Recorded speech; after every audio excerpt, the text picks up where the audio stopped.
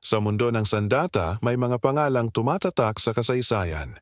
Isa na rito ang FN Mag, ang makinang baril mula Belgium na naging paborito ng maraming hukbo sa buong mundo.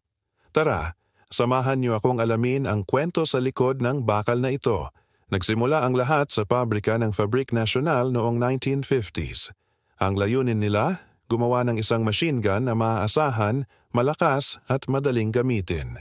Ang resulta, ang MAG, na ang ibig sabihin ay Mitrailleuse d'Appui Général o General Purpose Machine Gun. Pinagsama nito ang husay ng German MG-42 at ng American Browning Automatic Rifle. Sa loob ng mahigit 60 taon, nakita ng FN MAG ang sari-saring labanan mula sa mga kagubatan ng Vietnam hanggang sa mga desyerto ng Middle East. Naging gulugod ito ng sandatahang lakas ng mahigit 80 bansa, patunay sa galing ng disenyo at tibay nito. Ito ang kwento ng isang alamat. Huwag kalimutang mag-like, share at mag-subscribe para sa marami pang kwentong tulad nito. Hanggang sa muli,